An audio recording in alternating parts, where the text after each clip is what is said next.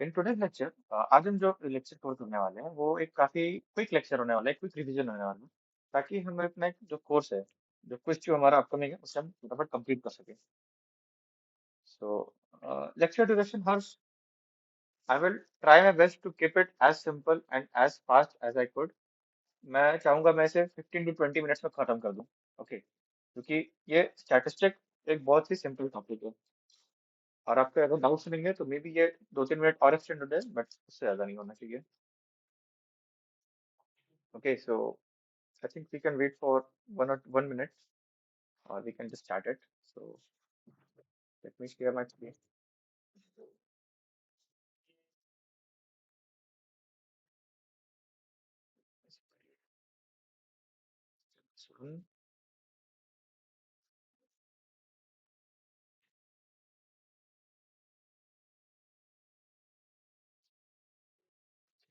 So am I clearly audible now, or is it still cracking? Guys, you can just thumbs up if my voice is clearly audible. Okay, okay. Sure. Okay.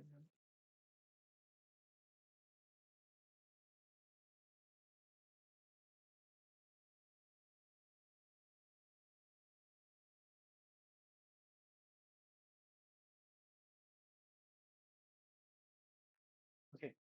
So guys, यहाँ पे हम start करते हैं। अपना जो topic है वो permutation and combination से स्टार्ट होता है। ओके, सो आई होप कि परम्यूटेशन और कॉम्बिनेशन से आप लोग कुछ तो वाक्य होंगे, तो मैं अगर आप थम्स अप करेंगे तो मैं उसे फिर और एक गेस लगा सकूंगा मुझे किस स्पीड से जाना है। फिर I can find cities recording. So Harsh, ये जो सिटीज की रिकॉर्डिंग आपको यूट्यूब चैनल पर, हमारा डीएस चैनल में मिल जाएगी, जो कि कुछ टाइम में अपलोड हो जाएगी। Okay, so don't worry about it. Okay, so हम स्टार्ट करते हैं अपने परमुटेशन टॉपिक से। सो परमुटेशन एक सिंपल जो एक रूल होता है वो आर्डिंग रूल ऑफ काउंटिंग होता है। So, इसमें हम क्या करते हैं कि अगर एक एक्शन एन टाइम्स हो रहा है और एक एक्शन बी है वो एन टू टाइम्स हो रहा है। ओके, एन टू डिफरेंट तरीके से हो सकता है। So, अगर मैं ये कहूँ कि हमारा जो टोटल नंबर ऑफ ऑकरेंस है दोनों एक्शंस का, मगर याद रखना दोनों जो एक्शंस है वो दोनों ही इंडिपेंडेंट एक्शंस है। सो यहाँ पर हम आगे यूज काउंटिंग से क्या कर सकते हैं, दोनों एक्शंस को ऐड कर सकते हैं। लाइक अगर हम देखें तो यहाँ पे 4 शर्ट्स है और 5 पैंट्स है, और अगर मुझे ये सेलेक्ट करना है कि मुझे एक शर्ट और एक पैंट में से कुछ पहनना है, तो मेरे पास जो टोटल पॉसिबिलिटी है वो 5+4 है। यहाँ पे 5+4, यहाँ पे 10 नहीं होनी चाहिए, यहाँ पे 9 वेज होना चाहिए। Okay, so make it correct. Now we will be moving. So okay, so now as many people are joining, मैं दोबारा आपको रिवीजन करा देता हूँ कि ये क्रैश कोर्स है जो कि वीक 5 to वीक 8 के लेक्चर्स कवर करेगा, जो हमारे 2 दिन बाद क्विज में आने वाले हैं स्टैट्स 1 में। Okay, so all the best guys for the exam. Now यहाँ पे मैंने एक सिंपल से permutation and combination topic start किया है। So, अगर आप अभी ज्वाइन किए हो तो आपको कुछ मिस नहीं हुआ है, सो जुड़े रहिए हमारे सेशन के साथ। अब हम आते हैं मल्टीप्लिकेशन रूल ऑफ काउंटिंग में। सो अगर एक एक्शन ए जो है वो अगर एन वन टाइम्स हो रहा है और action B N two times हो रहा है, तो यहाँ पर जो टोटल नंबर ऑफ ऑकरेंस है ए और बी का वो n1 into n2 होता है। ऐसा इसलिए होता है, अब देखो दोनों में अंतर क्या है कि ए, जहाँ पर पहले जो क्वेश्चन था उसमें ए और बी का बात किया गया था। ओके, सो जब भी हम और का बात करते हैं तो हम एडिशन रूल ऑफ काउंटिंग में फॉलो करते हैं, और जब भी हम एंड का बात कर रहे हैं तो हम मल्टीप्लिकेशन रूल ऑफ काउंटिंग में बात करते हैं। ओके, नाउ एक एग्जांपल है कि your task is to calculate how many ways to create 6 digit alphanumeric password with first 2 digit as alphabet and last 4 digit as number। Simple सा box में क्या करना है कि हमारे पास छह छह छह ब्लॉक्स होने चाहिए। ओके, छह एम्प्टी वेकेंट्स, छह वेकेंट्स ब्लॉक होने चाहिए, जिसमें से मेरा जो पहला 2 डिजिट है वो अल्फाबेट होगा। ओके, और जो लास्ट का 4 डिजिट्स है वो कोई नंबर होगा। क्योंकि यहाँ पर रिपीटेशन के बारे में कुछ कहा नहीं है, इसलिए हम रिपीटेशन को एज्यूम करेंगे कि वो अलाउड है। सो पहला जो वर्ड है, पहला जो डिजिट है उसमें हम अल्फाबेट बोल रहे हैं, और हमारे पास जो इंग्लिश अल्फाबेट है 26 हो सकते हैं। ओके, तो यहाँ पर जो सेकंड है, सेकंड डिजिट भी हमें अल्फाबेट डालना है, तो ये भी 26 हो सकता है। और बाकी के हमारे जो third fourth and fifth third fourth fifth and six digits है, उसमें हम कोई भी रैंडम नंबर डाल सकते हैं। लाइक थर्ड बॉक्स में हम 10 में से कोई भी नंबर डाल सकते हैं। सिमिलरली हम अगले बॉक्स में भी कोई भी 10 नंबर डाल सकते हैं। यहाँ पर कुछ लिमिटेशन नहीं है कि हमें वर्ड्स रिपीट नहीं करने हैं। ओके, सो यहाँ पर एक और इंटरेस्टिंग सी चीज क्या है कि ये क्वेश्चन थोड़ा सा इनकम्प्लीट है। अगर मैं यहाँ पे साफ साफ लिख दूं ना कि यहाँ पर 6 डिजिट अल्फा न्यूमेरिक पासवर्ड आना चाहिए, जिसमें से जो 2 डिजिट है वो मेरा कैपिटल अल्फाबेट होना चाहिए। क्योंकि अब जब हम पासवर्ड बनाते हैं तो हम कैपिटल और स्मॉल दोनों का यूज कर सकते हैं। सो अगर यहाँ पर वैसा सिचुएशन हुआ, यहाँ पर कैपिटल और स्मॉल दोनों में अलग अलग डिफरेंस है, लेकिन यहाँ पे 26 जगह 52 हो जाएगा, क्योंकि तब यहाँ पे ए लिखने के दो तरीके हो जाएंगे, एक स्मॉल लेटर ए और एक capital letter A. Okay, similarly यहाँ पर भी 56 हो जाएंगे और ये फिर सिंपल मल्टीप्लाई हो जाएंगे आपस में, जो कि एक आंसर देगा आपको। नाउ अब हम आगे बढ़ते हैं। सो सबसे बेसिक क्वेश्चन है, मैं क्या ही करूँगा फिर भी। There are 8 athletes who take part in 100 metre race. अब 8 एथलीट्स है जो 100 मीटर की रेस में है। अब क्या पॉसिबल वेज है कि जो एथलीट है वो अपना रेस फिनिश करेंगे। सो यहाँ पर रिपीटेशन नहीं हो सकता, क्यों? क्योंकि एक एथलीट जो है वो फर्स्ट, दो एथलीट्स फर्स्ट नहीं आ सकते हैं। इसलिए जो पहला पोजीशन है उसमें 8 एथलीट में से कोई भी आ सकता है। ओके, एंड जो सेकंड पोजीशन है उसमें सब कुछ कोई भी 7 एथलीट्स आ सकते हैं। अभी 7 क्यों हो गया? क्योंकि यहाँ पर एक ऐसा एथलीट होगा जो फर्स्ट आ चुका होगा, और ऐसे ऐसे ये डिक्रीज होता है और ये क्यूमुलेटिव तरीके से मल्टीप्लाई हो जाता है, जो कि एक आंसर प्रोवाइड करता है, दैट इज 40,320। ओके, हाँ ना, अब हम आते हैं अपने फैक्टोरियल के टॉपिक पर। सो अगर यहाँ तक आपको क्लियर है। Okay, so voice is not stable.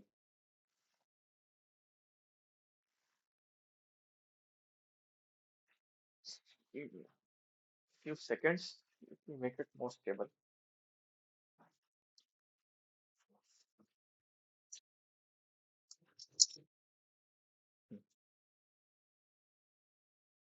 So I hope कि अब मेरी वॉइस स्टेबल होगी।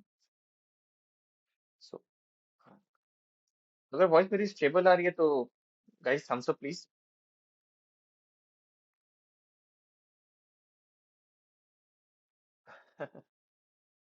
ओके, बहुत बड़े पर्सनालिटी से कंपैरिजन हो गया, बट कोई नहीं। Check check now. Hello hello hello guys, please confirm just one more time.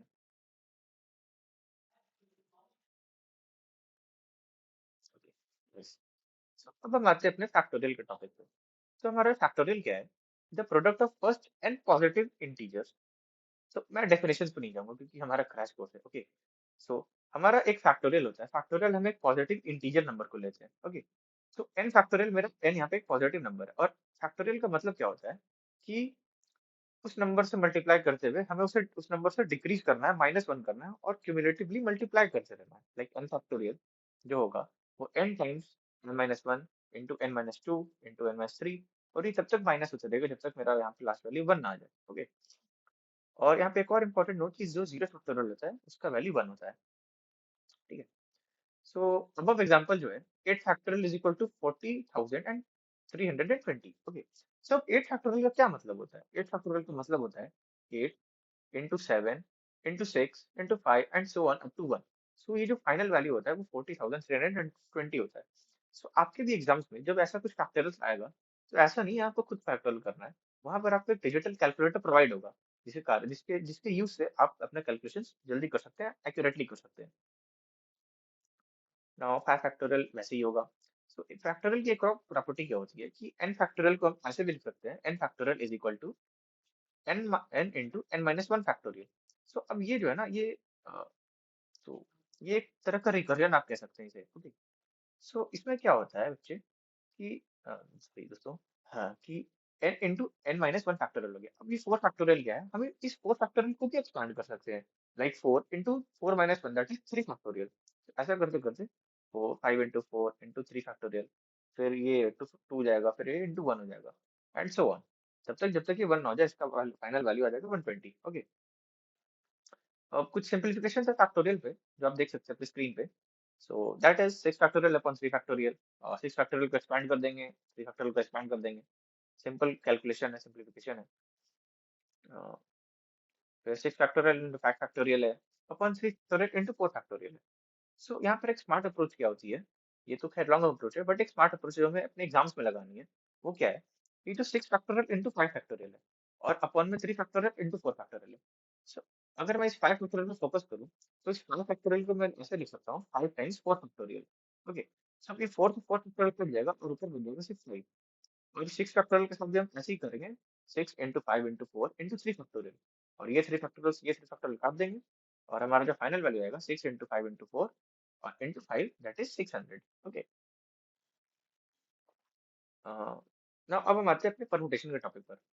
So permutation क्या है, वो एक ऑर्डर अरेंजमेंट है n ऑब्जेक्ट्स का। Okay, so the number of possible permutation of R objects from a collection of n distinct is given by the formula n into n minus 1 into n minus r plus 1 and it is denoted by npr. So n जहां पे आपको npr दिखे ना, ये permutation की बात हो, so यहाँ पर npr ही यूज होता है। ओके, अब npr का जो फॉर्मूला होता है, एक बहुत ही इंपॉर्टेंट फॉर्मूला होता है, वो ये है npr is equal to n factorial upon n minus r factorial। Okay, so ये एक बहुत इंपॉर्टेंट फॉर्मूला, आप प्लीज इसे ध्यान में रखें।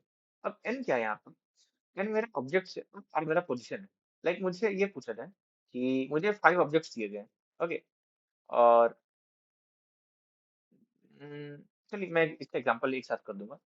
तो पहले हम इसकी सिंप्लीफिकेशन न्यूमेरिकल देख लेते हैं।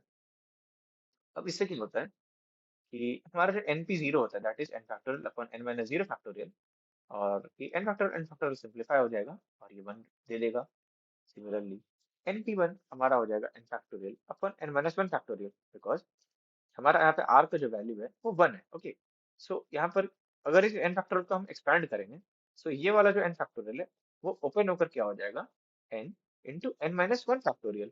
और ये ऊपर वाला n factorial n minus 1 factorial और नीचे वाला n minus 1 factorial cancel out हो जाएगा और वैल्यू बन जाएगा सेम। ओके, सो आगे बढ़ते हैं। हाँ, यहाँ पे हमारे कुछ एग्जांपल्स है। एग्जांपल्स क्या है, the number of ways of 8-person committee can be chosen from a for a vice person, for a chairman and vice chairman without repetition। अब मुझे क्या दिया, मुझे 8 आदमी दिए और मुझसे कहा गया कि मुझे इसमें से चेयरमैन और वाइस चेयरमैन चुनना है। बस दोनों अलग अलग आदमी होने चाहिए। ओके, सो मेरे पास नंबर ऑफ ऑप्शंस कितने हैं, मेरे पास टोटल ऑप्शन है 8 है। और मुझे कितने का सिलेक्शन करना है, मुझे एक चेयरमैन चाहिए और एक वाइस चेयरमैन चाहिए। सो मेरे पास जो आर है वो 2 है, यानी मुझे 2 का सिलेक्शन करना है 8 में से। सो मैं एनपीआर का फॉर्मूला लगाऊंगा that is n factorial upon n minus r factorial. 8 factorial upon 6 factorial आ जाएगा, फिर ये सिंप्लीफाई करके 56 वेज आ जाएंगे। ओके, यहाँ पर हम आते हैं, हाउ मेनी इवन, ये एक इंटरेस्टिंग क्वेश्चन है, how many even numbers can be found. Okay, से so number of 4 digits that can be found using digits 1 2 3 4 5 if no digit is repeated। अगर कोई भी डिजिट रिपीट नहीं हुआ है तो हमारे नंबर ऑफ 4 डिजिट्स कितने हो सकते हैं। तो हमारे पास टोटल ऑब्जेक्ट्स कितने हैं, टोटल ऑब्जेक्ट्स हमारे पास 5 है और हमें उसमें से कोई भी 4 ऑब्जेक्ट चुनने हैं। लाइक हमारे पास टोटल 5 नंबर्स गिवन है और मुझे उसमें से कोई भी 4 डिजिट का नंबर बनाना है। तो मैं वही एनपीआर फॉर्मूला लगा दूंगा जो अपना जनरल फॉर्मूला है that is n factorial upon n minus r factorial, जो कि 1 फैक्टोरियल हो जाएगा। और 5 का फैक्टोरियल होता है 5 times 4 times 3 times 2 times 1 that is 120। Okay, अब इसमें से इवन नंबर कितने हैं। ओके, अब हम ये कैसे पता करेंगे कि इसमें से इवन नंबर कितने हैं। सो इवन नंबर की क्या प्रॉपर्टी होती है कि वो डिविजिबल होता है 2 से। सो हमारे पास जो गिवन डिजिट्स है, अगर उसमें से देखो कि 2 से कौन डिविजिबल है, 2 डिविजिबल है और 4 डिविजिबल है। तो अब हम दो ब्लॉक में इसे ब्रेक कर देंगे। जो पहला ब्लॉक होगा वो ऐसा होगा जो कि जिसके एंड में 2 आता होगा, ऐसा नंबर होगा, और जो दूसरा ब्लॉक होगा उसके अंदर 4 आता होगा। सो अब हमने क्या किया है कि हमने 4 डिजिट्स में से लास्ट का जो डिजिट है वो फिक्स कर दिया दोनों अलग अलग ब्लॉक्स के लिए। सो यहाँ पर अगर हम देखें तो अब यहाँ पे 2 है। ओके, अब यहाँ पर 5 में से कितने बच गए, 5 में से हमारे पास 4 बच गए क्योंकि हमारा जो 2 था वो तो यूटिलाइज हो गया हमारा। अब हमारे पास 4 बचे। अब यहाँ पर हम 4 प्लेस करेंगे, 4, क्योंकि यहाँ पे हम 4 डिजिट प्लेस कर सकते हैं। यहाँ पर हम 3 कोई प्लेस कर सकते हैं, यहाँ पर कोई भी 2 प्लेस कर सकते हैं। सो यहाँ पर क्या, 4 times 3 times 2 times 2, so that will leads to 48। Like यहाँ देखो 4, मैं लिख नहीं पा रहा हूँ, चलिए। सो गाइस, जो कर्सर है ना मेरा, उसी से आप समझना, मैं यहाँ पे आपको एक्सप्लेन कर देता हूँ। सो यहाँ पर मेरा जो कर्सर है, यहाँ पर कोई भी 4 डिजिट्स आ सकते हैं क्योंकि एक डिजिट यूटिलाइज हो गया है। यहाँ पर कोई भी 3 आ सकते हैं क्योंकि 2 डिजिट यूटिलाइज हो गया है, और यहाँ पर कोई भी 2 डिजिट्स आ सकते हैं। और क्योंकि यहाँ पे फिक्स कर दी इसलिए यहाँ पे 1 हो जाएगा। सो 4 टाइम्स 3 टाइम्स 2 दैट इज 24। और ऐसे मेरे पास करके दो ब्लॉक्स है जो कि सिमिलरली हो जाएंगे, और 24 × 2 48 हो जाएगा। ओके, तो हम थोड़ा सा स्पेस बढ़ाते हैं। अम, हाँ, तो अब हमारे क्या करना है कि हमारे अगर हमारे पास 3 कैरेक्टर्स है और हम ये कहना है कि हाँ ABC can repeat how many ways to fill 3 boxes, तो ए भी 3 बार आ सकता है, बी भी 3 बार आ सकता है, और सी भी 3 बार आ सकता है। यहाँ पर कोई रिपीटेशन नहीं है। सो यहाँ पे n to the power r हम कभी कभी लगा देते हैं अपने फॉर्मूलेज में। ओके, तो नॉट मच इम्पोर्टेंट कॉन्सेप्ट, अगर आपको रहेगा तो आपको इसे कोई जरूरत नहीं पड़ेगी। Rearranging, okay. अब हम आते हैं परमुटेशंस के इम्पोर्टेंट पॉइंट पर, जो कि अगर मुझसे अब ये पूछ दे कि number of permutation of N object where P1 is one kind and P2 is different kind and so on. Like अगर एक वर्ड है स्टैटिस्टिक, ठीक है, अब इसमें से ये कह दे कि हमारे पास टोटल इसके लेटर्स काउंट करें तो टोटल 10 लेटर्स आते हैं इसके। ओके, और यहाँ पे जो डिस्टिंक्ट ऑब्जेक्ट्स है वो 5 है, S, T, A, I and C। अब हम देखो यहाँ पे S मेरा यहाँ पे 3 बार रिपीट हो रहा है, बट हम यहाँ पे एक अगर यूनिक सेट कंसिडर करें तो हमारे पास सिर्फ 5 यूनिक एलिमेंट्स है, इसलिए यहाँ पे हमारा जो P है वो 5 है। तो अब हम क्या करते हैं, हम ये करते हैं n factorial that is overall letters के फैक्टोरियल अपॉन जितने भी हमारे यूनिक सेट के एलिमेंट्स हैं, जितने बार वो आ रहे हैं मेरे इस पर्टिकुलर वर्ड में, हम उतनी बार फैक्टोरियल लगा देते हैं that is 10 factorial upon 3 factorial. पहला 3 फैक्टोरियल किसका है, पहला 3 फैक्टोरियल एस का है। फिर टी भी मेरा 3 टाइम्स रिपीट हो रहा है तो इसके लिए भी 3 फैक्टोरियल। ए मेरा 1 टाइम आ रहा है तो 1 फैक्टोरियल। आई मेरा 2 टाइम्स आ रहा है तो 2 फैक्टोरियल। और ऐसे करके मेरे पास 50,400 डिफरेंट परमुटेशन आ सकते हैं इस पर्टिकुलर लेटर के। अब हम आते हैं सर्कुलर अरेंजमेंट में। तो सर्कुलर अरेंजमेंट क्या होता है कि जिसमें both are same just rotate. अगर ऐसा हो कि ऑर्डर मैटर नहीं करता हो, ठीक है, बस हमारा जो सर्कुलर है वो बस रोटेट हो जाए तो कोई दिक्कत नहीं उससे। बट अगर ऐसा हो कि जहाँ पे मिरर इमेज हमारी डिफरेंट हो, सो ऐसे हमारे पास दो तरह के सर्कुलर अरेंजमेंट बन सकते हैं। ओके, सो अगर हमारा जो सर्कुलर ऑब्जेक्ट हो अगर वो क्लॉकवाइज या एंटी क्लॉकवाइज रोटेशन में हो, और क्लॉकवाइज और एंटी क्लॉकवाइज अगर उससे फर्क नहीं पड़ा, दोनों में अगर वो सेम आ रहा है, तो हमारे जो नंबर ऑफ परम्यूटेशन हो जाते हैं वो n-1 फैक्टर हो जाते हैं। बट याद रखना कि अगर क्लॉकवाइज और एंटी क्लॉकवाइज रोटेशन अलग अलग वैल्यू दे रहे हैं, यानी कि उनका जो पर्टिकुलर अरेंजमेंट है वो डिफरेंट आ रहा है, तो हम वहां पर फिर n-1 फैक्टर लगाते हैं, अपॉन टू हटा देते हैं, सिर्फ क्योंकि यहाँ पर रिपीट नहीं हो रहा है।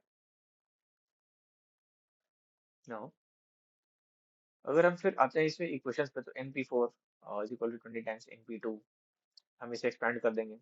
NP4 n factorial upon n minus 2 फैक्टोरियल is equal to 20 times n factorial upon n minus 2 factorial.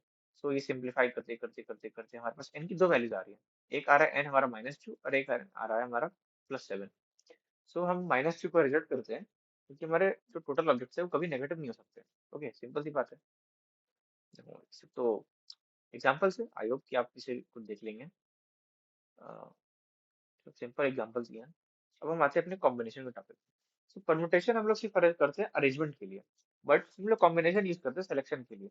Combination का जो फार्मूला होता है वो NCR होता है, और इसका जो मेन फार्मूला होता है वो ये होता है n factorial upon n minus r factorial into r factorial. आपको कहने में ये फार्मूला देखा देखा लग रहा हो, क्योंकि ये फार्मूला जो है वो NPR का फार्मूला है। बस इसमें फर्क क्या है कि इसमें r फैक्टोरियल डिवीजन डिनोमिनेटर में अलग से मल्टीप्लाई हो चुकी है। ओके, तो आओ अब हम आते हैं एक इसका एक सिंपल एग्जांपल कर लेते हैं कॉम्बिनेशन का। Okay, so in an exam paper, a paper is divided in two parts with 7 and 5 questions. A student need to attend 8 questions and minimum of 3 questions have to done in both. So ऐसा है कि part one में 7 questions है और part two में 5 questions है, और एक स्टूडेंट को 8 क्वेश्चंस तो करने ही करने हैं। ओके, और मिनिमम तो 3 ही करने हैं, उससे कम नहीं कर सकता। सो हमारे पास जो टोटल नंबर ऑफ सिलेक्शन आती है, कॉम्बिनेशन आती है, वो ऐसे आती है कि पहले पार्ट में से वो कोई 3 कर लेगा। ओके, और दूसरे पार्ट में से वो 5C5 कर लेगा, क्योंकि हमें क्या करना है, मिनिमम तो 3 लेने ही है किसी एक सेट में। सो अगर हम पहले सेट में पहले मिनिमम लेके चलते हैं, फिर हम अपना बार रेस करेंगे, 7C4 कर लेंगे। 7C4 करेंगे तो 5C4 करना पड़ेगा 5C5 से। अगर हम हमें इक्वल रखना है, जैसे यहाँ पे आप देख रहे होंगे 3 + 5 = 8। सो यहाँ पे अगर 4 यहाँ ले रहा हूँ तो यहाँ भी 4 ही आएगा। फिर मैं और बार इंक्रीज करूंगा 7C5, तो ये 5C3 हो गया।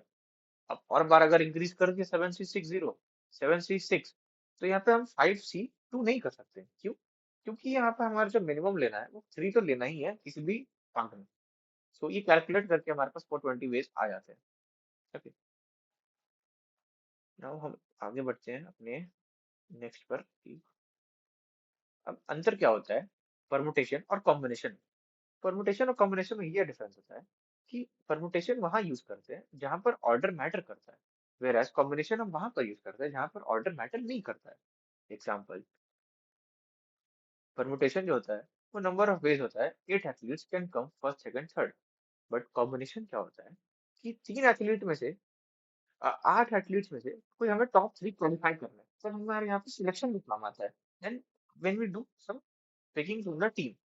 ओके, सो यहाँ पर हमारा कॉम्बिनेशन आता है। कॉम्बिनेशन में क्या होता है कि choose two class representative from 40 student. Okay, so ये भी हमारा एक एग्जांपल है कॉम्बिनेशन का, कि अगर 40 स्टूडेंट है तो एक एक टीचर को कितना डिफिकल्ट होता है उस 40 में से कोई 2 क्लास रिप्रेजेंटेटिव चुनना जो कि क्लास को लीड करेगा। तो ये कॉम्बिनेशन है। परमुटेशन क्या होता है कि अब मुझे चूज करना है एक वाइस कैप्टन और एक captain from 40 students. Okay, so yes, yes Siddharth, order is very important in permutation. Like मैं अगर आपको आपको याद होगा, अगर आप इस सेशन में पहले होंगे, कि परमुटेशन जो होता है उसमें ऑर्डर्स बहुत इंपॉर्टेंट होते हैं। जैसे परमुटेशन अगर 8 एथलीट्स भाग रहे और प्राइस डिस्ट्रीब्यूशन है 8 का, ठीक है, और 8 एथलीट्स में से कोई 3 एथलीट्स क्वालिफाई करेंगे आगे राउंड के लिए। तो अब जब 8 एथलीट्स में से कोई 3 क्वालिफाई करेंगे तो ये तो कॉम्बिनेशन है। मगर ये तो पता है ना कि 8 एथलीट्स मेरा जो रेस है वो कंप्लीट करें। सो फर्स्ट पोजीशन पर जो है 8 में से कोई भी आ सकता है। ओके, समझ रहे हो ना मेरी बात? जो सेकंड प्लेस है उसमें वो बंदा नहीं आएगा जो टॉप कर चुका है। यानी कि अब जो रिमेनिंग बंदा है 7 बंदे, सो 8 × 7, आप ऐसे into 6 into 5 into 3 into 4 into 3 into 2, और लास्ट वाला बंदा जो होगा सिंगल बंदा बच गया होगा तो वो बंदा जाएगा। सो यहाँ पर हम फिर मल्टीप्लाई कर देते हैं। फिर हमें परमुटेशन देखते हैं कि ऐसा कितने पॉसिबल वेज है जैसा number of athletes order wise आ सकते हैं। तो यहाँ पर ऑर्डर बहुत इंपॉर्टेंट होता है when we talk about permutations. Okay, I hope आपका डाउट क्लियर हो गया होगा। ओके, वेरी गुड, तो आपका चीज क्लियर हो। So similarly joining lines two dot if direction matters permutation. So देखो, अगर मैं एक सर्कल बनाता हूँ, ठीक है, और सपोज मैं एक सर्कल बना दिया और मैं इसमें कह दूं कि इसमें n पॉइंट्स है। अब मुझे बताओ कि इसमें जो अगर मैं n पॉइंट्स को आपस में ज्वाइन कर दूंगा तो उसमें से कॉर्ड कितनी बन जाएगी, मतलब कि जो लाइन सेगमेंट है आपस में वो कितने लाइन सेगमेंट बन सकते हैं। अगर मैं उस क्वेश्चन में ये भी कह दूं कि उस क्वेश्चन में डायरेक्शन मैटर करता है, तो हम उस क्वेश्चन में परमुटेशन हम लगाते हैं, दैट इज NP2। क्योंकि हमें दो पॉइंट्स ज्वाइन करना है ना, यानी हमारा R है वो पहले से 2 गिवन है, बट हमें n क्वेश्चन देगा। बट अगर ये कह दे कि डायरेक्शन मैटर नहीं करता है तो हम फिर कॉम्बिनेशन लगाते हैं। Okay, तो दैट इज NC2। तो ये आपको क्वेश्चन में गिवन होगा कि अगर हमें लाइन ज्वाइन सर्कल पर कुछ 5 डॉट्स गिवन है और मुझे बताओ कि इसमें से हम कितने लाइन ज्वाइन कर सकते हैं। जब डायरेक्शन मैटर करता है तब हम NP2 लगा देंगे, दैट इज 5P2। अदरवाइज अगर डायरेक्शन मैटर नहीं करता देन हम यूज कर देंगे अपना formula NC2। Okay, that is 5C2। अब हम आते हैं एक इंपॉर्टेंट पार्ट पर जो है प्रोबेबिलिटी। ये हमारा अलग सेगमेंट है और आई थिंक ये लास्ट सेगमेंट ही है अपने क्विज के सिलेबस का। सो प्रोबेबिलिटी में क्या होता है कि प्रोबेबिलिटी क्या होता है, it is any process that produce an observation और आउटकम। सिमिलरली है, मतलब सेम है भाई, कि अगर मैं सिक्के उछाल रहा हूँ तो या तो हेड आएगा या टेल आएगा। अगर मैंने सिक्के एक बार उछाला, हेड या टेल आने की जो प्रोबेबिलिटी है वो 2 है। सो हमारा जो टोटल है आउटकम वो 2 है, और हमारा हेड आने का जो चांस है, क्योंकि एक बार में एक ही हेड आ सकता है, तो वो 1 हो जाएगा, दैट इज 1/2। रैंडम एक्सपेरिमेंट क्या होता है, it is that experiment whose outcome is not predictable with certainty। Random experiment मतलब कि कुछ नहीं पता कि क्या हो सकता है, ठीक है। सपोज आप एक 50th फ्लोर पे किसी बिल्डिंग में खड़े हो, ओके, और आपने ऐसा बॉल को हवा में फेंक दिया, 5-6 बॉल ऐसे आपने नीचे गिरा दी और तेज हवा चल रही है। तो ये एक रैंडम एक्सपेरिमेंट है कि बॉल कहीं भी गिर सकती है, आपको नहीं पता क्या हवा की जो डायरेक्शनल वेक्टर्स है वो किस तरफ है, ये क्या रेजिस्टेंस लग रहा है। ओके, सो जब कुछ रैंडम हो रहा है तो उसे रैंडम एक्सपेरिमेंट करते हैं। Now, जब हम सैंपल स्पेस की बात करते हैं तो सैंपल स्पेस हमारा क्या होता है, सैंपल स्पेस हमारा एक कलेक्शन होता है जिसमें हम अपने आउटकम्स, सैंपल स्पेस क्या होता है, it is a collection of all basic outcome. Like मैंने कहा था ना कि अगर मैं एक सिक्का उछाल रहा हूँ तो हमारा सैंपल स्पेस क्या है, या तो हेड आएगा नहीं तो टेल आएगा, है कि नहीं। अगर मैं एक डाइस रोल कर रहा हूँ तो या तो 1 से लेके 6 के बीच में कोई नंबर आएगा, ऐसा तो नहीं कोई 7 नंबर आ जाएगा जो कि हमारे सैंपल स्पेस में एग्जिस्ट ही नहीं कर रहा हो, है ना।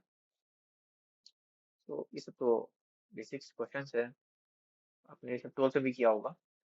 इवेंट वही होता है, collection of basic outcome, subset of sample space, इसको नहीं जाते। Union of event and intersection of event.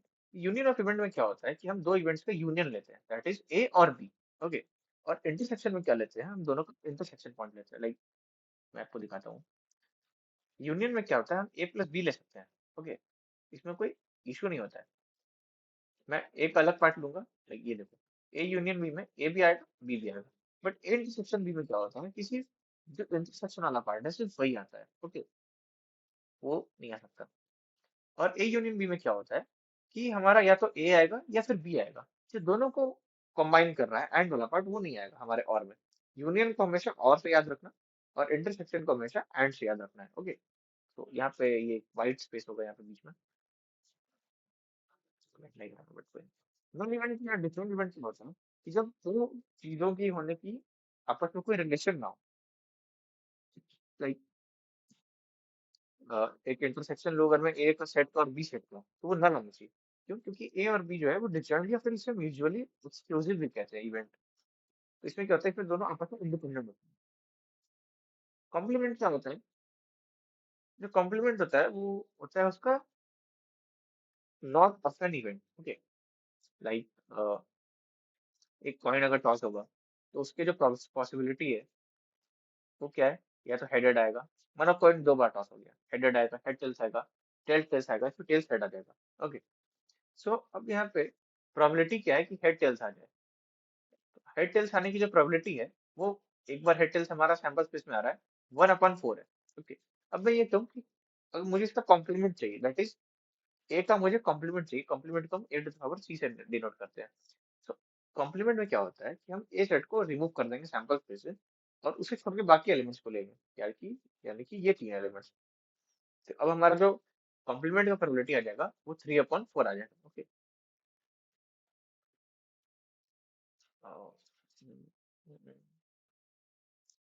अब बच्चे क्लासिकल डेफिनेशन तो होते रहता है। रिलेटिव फ्रीक्वेंसी क्या होता है कि हमारा जो एक्सपेरिमेंट अगर रिपीटेड टाइम्स हो रहा है, तो N E is number of times E occurs in N repetition, यानी कि कितनी बार एक इवेंट ऑकर हो रहा है, मल्टीपल इवेंट्स। ओके, सो उसे हम रिलेटिव फ्रीक्वेंसी कहते हैं। लाइक अगर मैंने 1000 बार सिक्के उछाले और फिर 468 टाइम्स हमारा प्रोबेबिलिटी आ गई हेड का, सो हमारी जो प्रोबेबिलिटी ऑफ हेड है वो 468 अपॉन 1000 हो जाएगी, that is favourable outcome upon total outcome, that is 0.468 times हमारी रिलेटिव फ्रीक्वेंसी हो जाएगी। No, there is probability assumption तो एक इंपॉर्टेंट नोट याद रखना कि जो प्रोबेबिलिटी किसी भी इवेंट की होती है ना, वो हमेशा 0 से 1 के बीच में लाई करती है, ना उससे कम होगी ना उससे ज्यादा होगी। Okay, general property.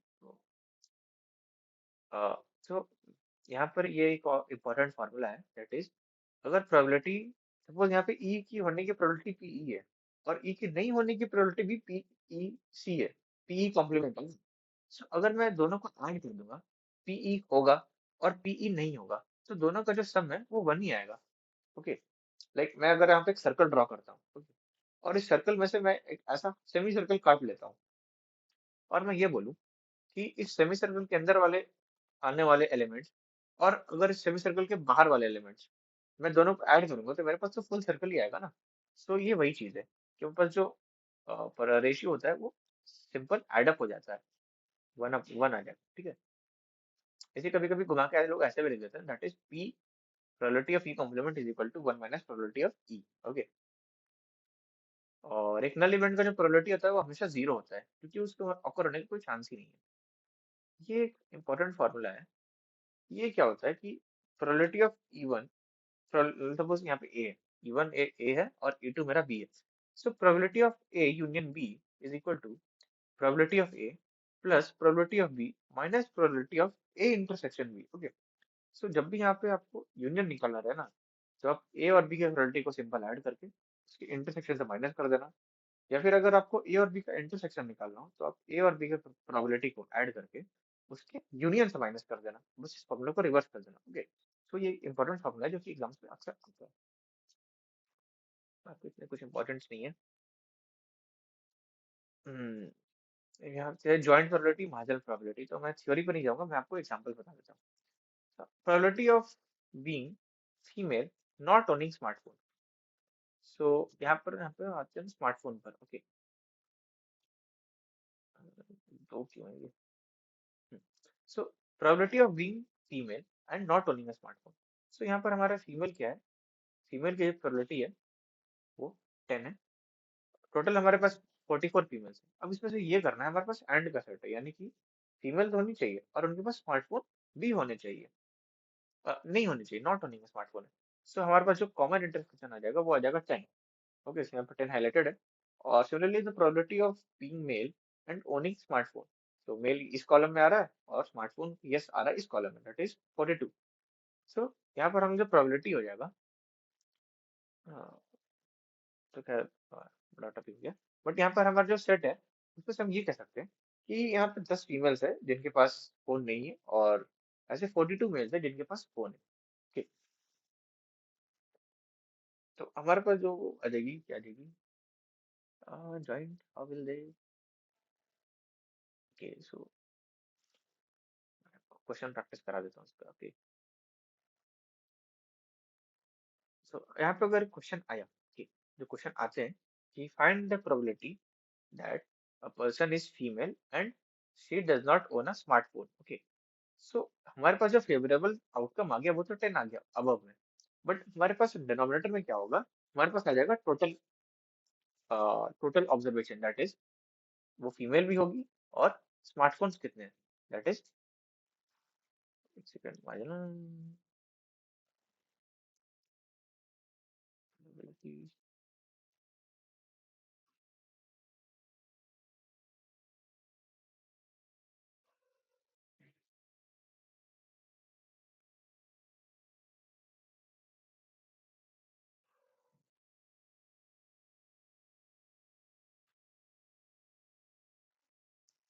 सो यहाँ पे आते हैं हम जॉइंट प्रोबेबिलिटी और मार्जिनल प्रोबेबिलिटी, जैसा आपने पूछा है कि जॉइंट प्रोबेबिलिटी क्या होती है।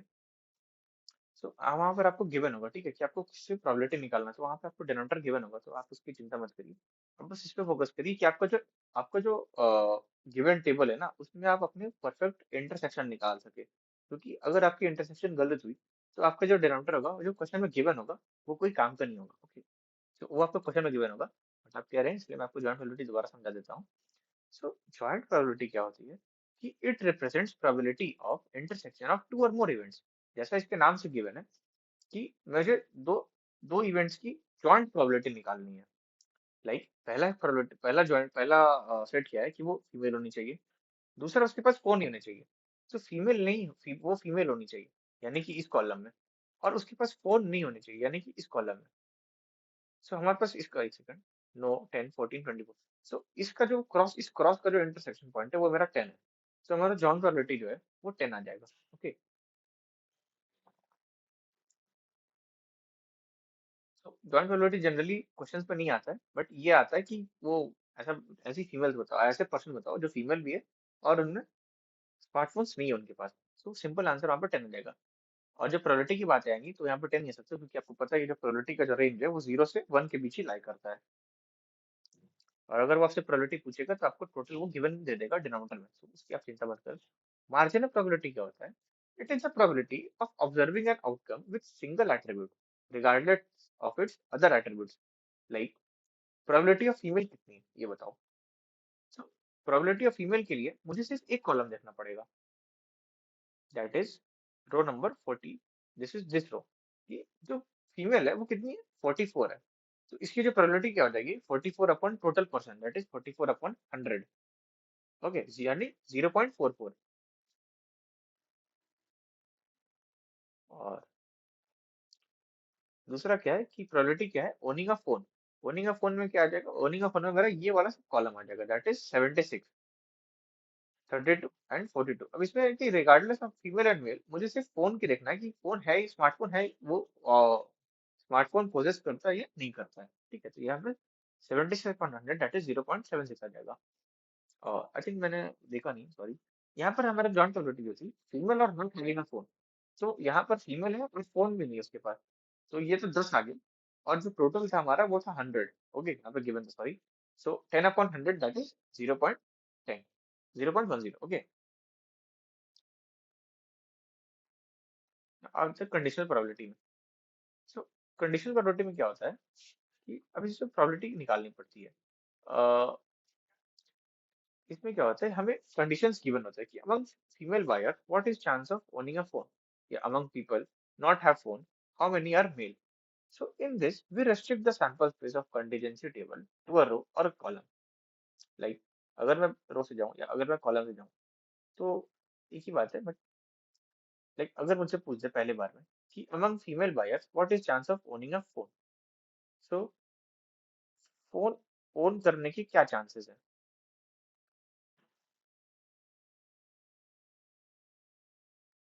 बताओ भाई।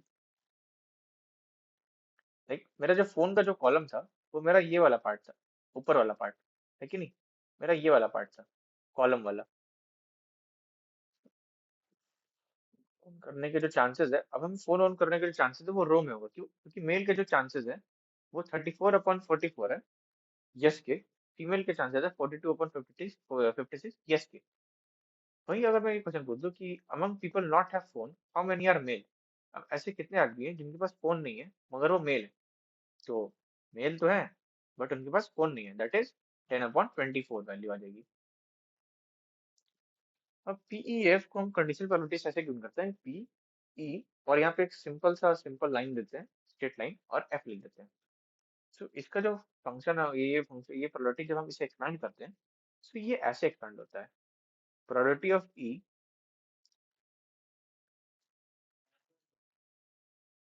सो if a condition is given we have to apply formula, yes you have to apply formula. Like मैं आपको ये देता हूँ कि यहाँ यहाँ पे आपने अच्छा सवाल पूछा कि कंडीशनल प्रोबेबिलिटी क्या होती है, जब ई गिवन होगा और एफ ऑकर हो रहा है। ओके, मैं आपको एक बार दोबारा बता देता हूँ। The probability of event E occurs given that the event f occurs। सो यहाँ पर p ई लाइन एफ, सो यहाँ पर इसका क्या मतलब होता है, हमारे लाइन के राइट साइड में जो भी वैल्यू होती है ना, वो हमारी कंडीशन गिवन होती है क्वेश्चन में। सो हम उससे ये समझते हैं कि हमारा जो सेकंड पार्ट है जो लाइन के इस तरफ है वो हमारा क्वेश्चन में गिवन है, और ई वो है जो हमें निकालना है। सो हम ये क्या करते हैं कि P E conditional probability of F is equal to P intersection of E and F upon P of F. यहाँ पर हमें याद रखना कि इंटरसेक्शन तो या तो एफ का ई के साथ करो या ई के एफ के साथ करो, एक ही बात होगा। बट यहाँ पर जब हम डिनोमिनेटर में देखते हैं तो हम वही वैल्यू लेते हैं जो हमारी क्वेश्चन में गिवन होती है, that is P E line F. तो यहाँ पे जो एफ होगा ना, सिर्फ उसी का प्रोबेबिलिटी हर डिनोमिनेटर में डिवाइड हो जाएगा। यहाँ पर थोड़ा सा I think इस वाले लाइन में एरर है, बट कोई, लाइक यहाँ पर जो है, यहाँ पर भी एफ मेरा गिवन है, बट यहाँ पर लिखा हुआ है कि ई गिवन है और एफ हैज ऑकर के बैटरी। मोमेंट,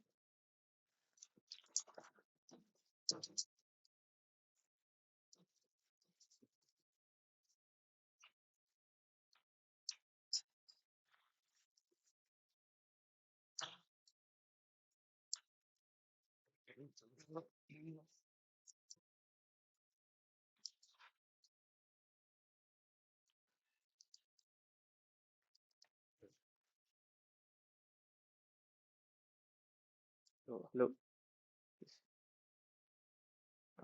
तो हम आते हैं मल्टीप्लिकेशन रूल पर। ओके, सो ये वाला जो क्वेश्चन है ये आप एक एग्जांपल से समझ जाओगे, इसमें आप चिंता मत करो। तो मल्टीप्लिकेशन रूल क्या होता है कि अब हम यहाँ पे मल्टीप्लिकेशन रूल में अप्लाई करते हैं अपना फॉर्मूला। मल्टीप्लिकेशन रूल मैं आपको ये नहीं पढ़ाना चाहूंगा। ओके, मैं आपको एक शॉर्टकट तरीका बताता हूँ, एक जो सिंपल तरीका हो। सपोज हमारे क्लास में 40 स्टूडेंट्स है जिसमें 23 मेल है और 17 फीमेल है। ओके, अगर मेरी कंडीशन क्या गिवन है कि मेरा जो पहला स्टूडेंट जो हम चुनेंगे वो क्या होना चाहिए, फीमेल होना चाहिए, और जो दूसरा स्टूडेंट है वो मेल होना चाहिए। ओके, सो अब हम कंडीशन वाइज इस पे काम करेंगे। ये सब आप भूल लो, आप इस नंबर पे फोकस करो। फर्स्ट क्या कंडीशन क्या था, फर्स्ट स्टूडेंट फीमेल होनी चाहिए। फीमेल कितनी है, 17 है। ओके, और टोटल स्टूडेंट कितने, 40। यानी कि अगर मेरी फर्स्ट स्टूडेंट फीमेल होगी, दैट इज 17/40 में से कोई भी हो सकती है। सो इसे हमने लिख दिया। अब हम मल्टीप्लाई कर देंगे किससे, दूसरी कंडीशन से। दूसरी कंडीशन में क्या कि जो सेकंड पर्सन है वो मेल होना चाहिए। अब मेल कैसे होगा, मेल तो कटे नहीं है, तो मेल तो हमने छेड़ा नहीं है, तो मेल जो है वो 23 होंगे। बट हमारे पास जो टोटल ऑब्जर्वेशन थी वो एक घट गई है, वो 39 हो गई है। क्यों, क्योंकि हमारी जो एक स्टूडेंट थी, वो जो फीमेल थी, वो हमने प्राइमरी कंडीशन में कंसीडर कर चुका है। ठीक है, यानी कि अब 23/39 में ही हमें आगे काम करना है, और ये हमें आंसर दे देगा 0.251। ओके, तो मैंने आपको इससे बचा लिया, इस थ्योरी से। आप अगर इस तरीके से फॉलो करिए, तो आपके सारे क्वेश्चन बन जाएंगे इजीली, विदाउट एनी रेपिटेशन और रेपिफिकेशन। लाइक दिखाता हूँ आपको। क्या क्वेश्चन बचा,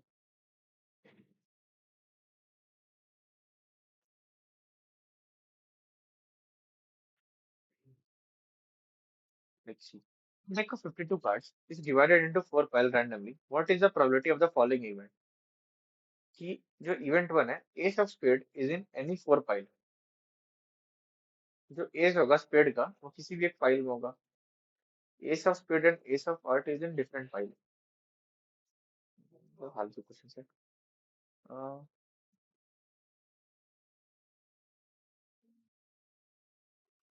तो ये नीचे वाले क्वेश्चन उतने यूजफुल नहीं है, बट ये जो थ्योरी था, आई होप कि आप इसे समझ गए होंगे। सो ऐसे ही हम और ऐसे क्वेश्चंस को डिकम्पोज करते हैं और जस्टिफाई करते हैं। ओके, तो ये सिर्फ टाइम वेस्ट है। आपको जब भी ऐसा क्वेश्चन देखे, आप खुश हो जाना, और आपको पता है कि आपको क्या करना है, जैसे ही कंडीशन लग जाती है। अब हम आते हैं इंडिपेंडेंट इवेंट्स पे। सो इंडिपेंडेंट इवेंट्स पे क्या होता है कि हम इंडिपेंडेंट इवेंट्स कैसे लिख सकते हैं। जैसे हमने देखा था कि ये जो है P into E condition of F। Okay, so ये जब हम इसे ओपन करते हैं तो क्या ओपन होता है, P और E का intersection with F upon second वाला, that is P into probability of E and F का intersection upon probability of F। So अगर यहाँ पे हम F मल्टीप्लाई कर देंगे ऊपर में, तो F F कैंसिल आउट हो जाएगा, और सिर्फ probability of E intersection F बच जाएगा। ओके, सो ये इंडिपेंडेंट इवेंट्स का एक छोटा सा फॉर्मूला है। अब डिपेंडेंट इवेंट्स पर अगर हम आते हैं, तो डिपेंडेंट इवेंट्स क्या कहते हैं, two events that are not independent is dependent. क्या फालतू चीज है। इवन अगर एक डाइस हम रोल कर रहे हैं, दो डाइस रोल कर रहे हैं, तो उसके इतने सारे सैंपल सेट्स बन सकते हैं जो आपने क्लास 10 से 12 में किए होंगे। सो इवन क्या है, हमारा पहला जो है सैंपल की, जो फर्स्ट आउटकम है वो 3 होना चाहिए। अब 3 मेरे कितने स्पेसेस में है, मेरे 6 में है, और टोटल आउटकम्स कितने हैं, 36। दैट इज 1/6 चांसेस है कि मेरा जो पहला आउटकम है 3 आएगा। सम जो है 8 आना चाहिए। तो आप ये वाला, अगर ब्लू वाला लाइन कंसिडर करेंगे, 2 6 8 5 3 8, ये टोटल कितना है, 5 है, दैट इज 5/36। सम ऑफ 7 भी ऐसे ही निकल जाएगा। नाउ बात क्या आती है कि are event even and A two independent. क्या जो इवन और ए टू इवेंट है वो इंडिपेंडेंट है, तो नहीं। ऐसा क्यों, क्योंकि इवन और ए टू जो है, इवन और ए टू का जो इंटरसेक्शन है, वो फर्स्ट आउटकम है 3 का, and sum of outcome is 8। So only event 3,5 is 1/36। मैं आपको दिखाता हूँ एक चीज, कि हमारे पास इंडिपेंडेंट इवेंट होने के जो कंडीशन होते हैं वो क्या होते हैं, कि अगर मैं P intersection of A, P probability of A intersection B लूं, अगर मैं दो सेट्स का इंटरसेक्शन लूं, तो वो इक्वेट होने चाहिए दोनों के अलग अलग इंडिविजुअल मल्टीप्लिकेशन से, that is probability of A into probability of B. क्योंकि यहाँ पर वो सिंपल इक्वेट नहीं हो पा रहा है, इसीलिए ये इंडिपेंडेंट इवेंट नहीं है।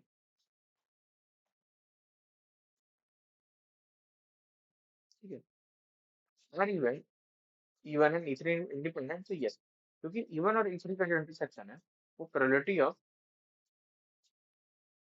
3,5 के आने का है। E1 और E3 का क्या इंटरसेक्शन हो सकता है, यहाँ पर अगर आप देखिएगा, E1 ये है और E3 ये है, सो वो 3,4 है, जो कि आने का सिर्फ एक ही चांस है, तो 1/36। 3,5 है जो 1/36 हो गया। और E1 और E3 का जो इंटरसेक्शन ले लेंगे अलग अलग, तो 6/36 इंटू 6/36 कैंसिल आउट करके 1/36 LHS is equal to RHS। So it is independent. So आपके क्विज में ऐसे ही सिंपल से सवाल आते हैं जिन्हें आप सिर्फ प्रूफ कर सकते हो और सिर्फ अपना टेक आउट कर सकते हो।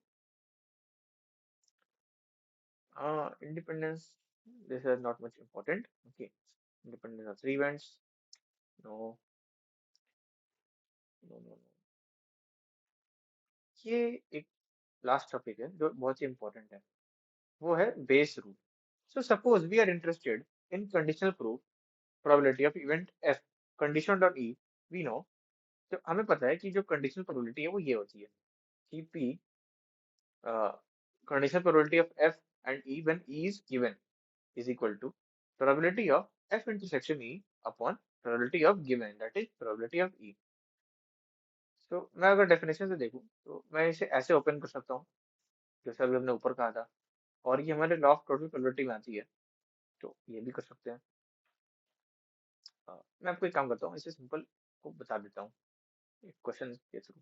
सो यहाँ देखिए, बेस थ्योरम को एक एग्जांपल हम कर रहे हैं कि a simple Bayes theorem problem is, एक second, just wait, meeting, share screen, sharing.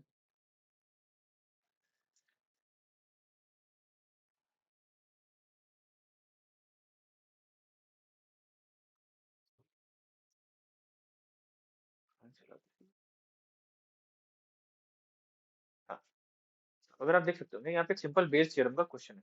सो ये जो क्वेश्चन है कि बैग ए है उसमें 2 वाइट और 3 रेड बॉल है, बैग बी है उसमें 4 वाइट और 5 रेड बॉल है, और एक बॉल को रैंडमली चूज किया गया है बैग से, और ये पता है कि वो रेड है। ठीक है, अब यहाँ पे देखो क्वेश्चन में कितने साफ तरीके से गिवन है कि ये रेड बॉल है, इतना मुझे पता है कि ये रेड बॉल है, रैंडमली चूज किया गया है। अब हमें ये पता करना है कि ये किस बैग से निकला है, बैग ए से निकला है या बैग बी से निकला है। Okay, so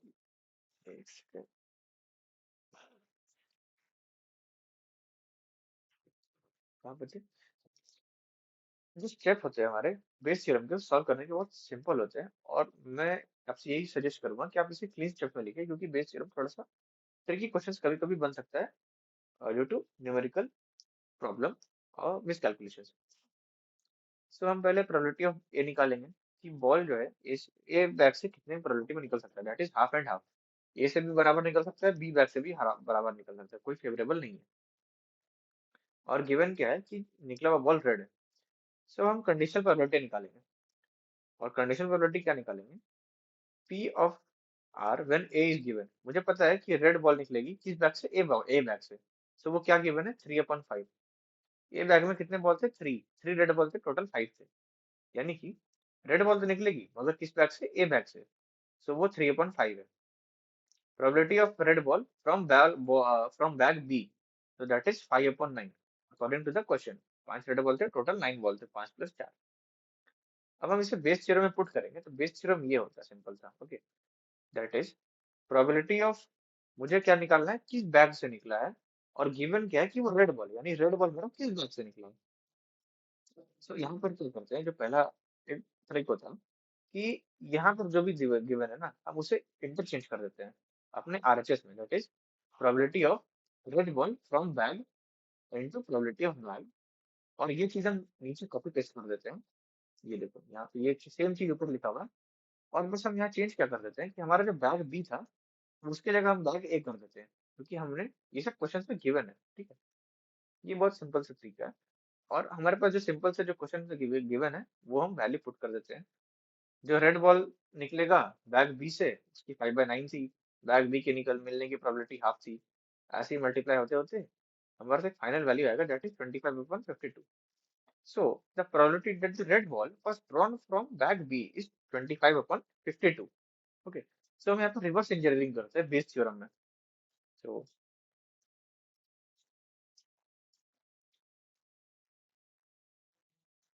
that's for the session, guys. So I hope that you have enjoyed the session.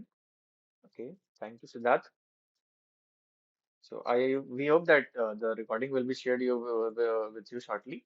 And all the best for your quiz two exams, and all the best to meet. Thank you.